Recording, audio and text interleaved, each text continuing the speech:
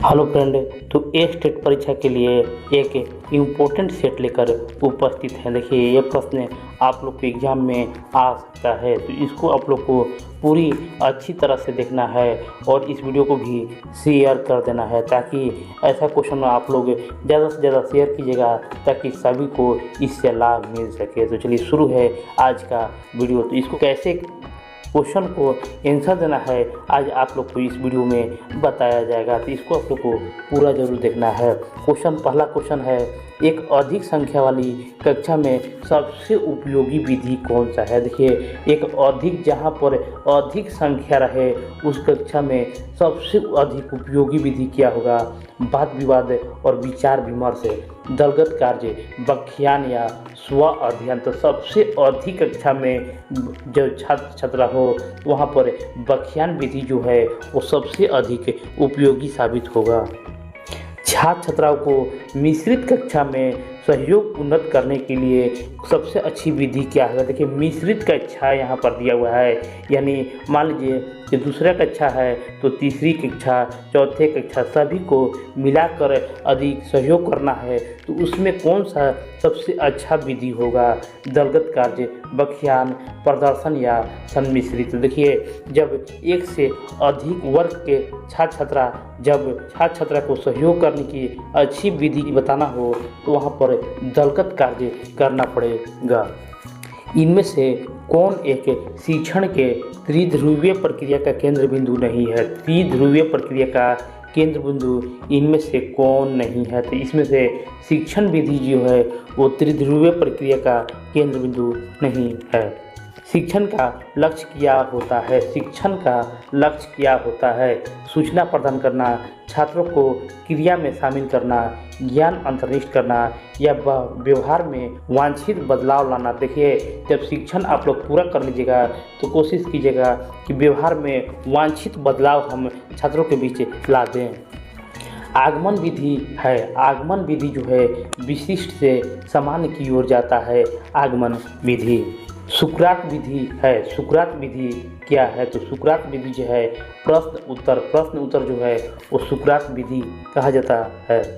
इनमें से एक परियोजना विधि के लिए कौन सा सही नहीं है। इनमें से एक परियोजना विधि के लिए कौन सा सही नहीं है। तो ये होगा शिक्षक केंद्रित जो होता है वो परियोजना विधि के लिए सही नहीं है। शिक्षक केंद्रित कभी भी निगेटिव हो जाएगा, तो इसीलिए इसका जो सही जवाब होगा निगेटिव का निगेटिव। यहाँ पर भी नहीं है, यहाँ पर शिक्षक जो होता है वो निगेटिव होता है। वास्तविक जीवन में संपादित। देखिए, ये आप लोग को पॉजिटिव कह रहा है। सामाजिक वातावरण भी यहाँ पर पॉजिटिव है। उद्देश्य क्रिया जो है वो भी पॉजिटिव है, लेकिन यहाँ पर शिक्षक केंद्रित जो है वो वहाँ पर शिक्षक जो होता है वहाँ पर निगेटिव होता है।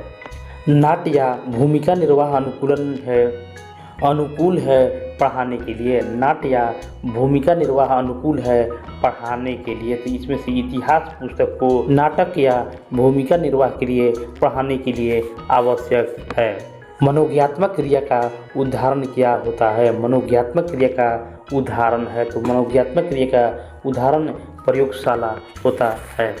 विषय वस्तु को आसान रूप से प्रस्तुत करने का नियम क्या कहलाता है। विषय वस्तु को आसान रूप से प्रस्तुत करने का नियम शिक्षण सिद्धांत कहा जाता है। प्रस्तावना संबंधित है। प्रस्तावना क्या संबंधित करता है। तो प्रस्तावना जो है वो पूर्व ज्ञान से संबंधित करता है। पाठ योजना में गृह कार्य संबंधित होना चाहिए। पाठ योजना में गृह कार्य यानी HW जो है वो संबंधित होना चाहिए। पूर्व ज्ञान से, पुनरावृत्ति से, छात्र क्रियाशीलन से, नवीन ज्ञान पूर्व ज्ञान से संबंधित। देखिए, यही जो है नवीन ज्ञान पूर्व ज्ञान से जो हम लोग पीछे सीखा उसी का नया रूप हम लोग सीखेंगे गृह कार्य में। पाठ योजना के खोजी प्रश्न की आवश्यकता होती है। पाठ योजना के खोजी प्रश्न की आवश्यकता होती है। जहाँ पर उपरोक्त सभी देखिए, ऑल ऑफ दीज देखिए, डायरेक्ट आप लोग इसका आंसर कीजिए। पाठ योजना में खोजी प्रश्न जो है पूर्व ज्ञान से, पूर्व अनुभव और विषय ज्ञान सभी से संबंधित है।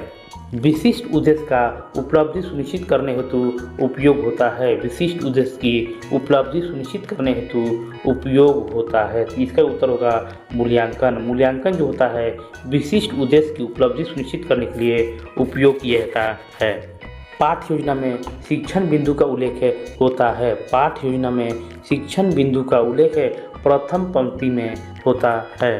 किस प्रकार की परीक्षण में वस्तु का विश्लेषण आवश्यक होता है? किस प्रकार के परीक्षण में वस्तु का विश्लेषण आवश्यक होता है? तो मानकीकृत परीक्षण में वस्तु का विश्लेषण आवश्यक होता है।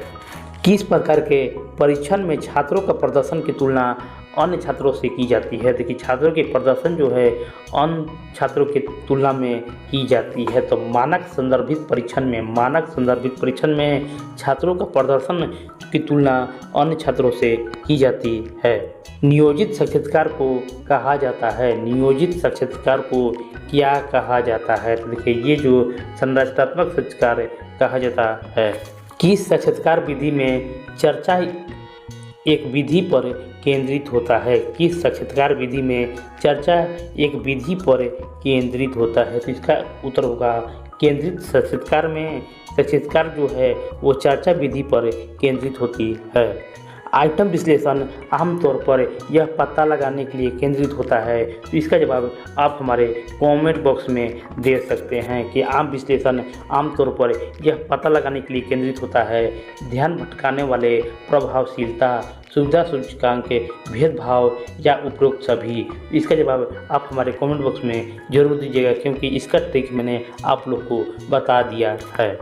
सत्य असत्य परीक्षण में सबसे महत्वपूर्ण लाभ क्या होता है? सत्य असत्य परीक्षण में सबसे महत्वपूर्ण लाभ क्या होता है? तो व्यापक नमूनाकरण जो है वो सत्य असत्य परीक्षण में सबसे महत्वपूर्ण लाभ होता है। यदि किसी वस्तु का कठिनाई सूचकांक 5% है तो वह क्या होता है? देखिए वह क्या होता है, अगर सूचकांक जो 5% होगा तो बहुत ही मुश्किल होता है। कठिनाई सूचकांक जो है ज़्यादा रहे तो आसान होगा, कम रहे तो मुश्किल हो जाएगा। आमतौर पर अंकन और रिपोर्टिंग प्रणाली का प्रकार है। आमतौर पर अंकन और रिपोर्टिंग प्रणाली का प्रकार है माता पिता के पत्र, पारंपरिक अंकन प्रणाली, पास फेल प्रणाली या उपरोक्त सभी। तो उपरोक्त सभी इस प्रश्न का आंसर होगा। मापन मूलतः क्या होता है? मापन मूलतः क्या होता है? तो मापन जो है वो संख्यात्मक मूल्य होता है। मूलतः मूल्यांकन क्या होता है? मूलतः मूल्यांकन जो है वो संख्यात्मक मूल्यांकन होता है। एक पेपर में एक छात्र का स्कोर है। एक पेपर में एक छात्र का स्कोर मूल्यांकन, परीक्षण, माप या उपरोक्त सभी। तो उपरोक्त सभी एक पेपर में एक छात्र का स्कोर मूल्यांकन कहलाता है, परीक्षण कहलाता है और माप भी कहा जाता है। एक परीक्षण आमतौर पर प्रश्न का उत्तर देता है। प्रश्न का उत्तर देता है कितना अच्छा है, कितना अच्छा, कितना। तो प्रश्न आमतौर पर उत्तर देता है कितना, कितना आंसर होगा।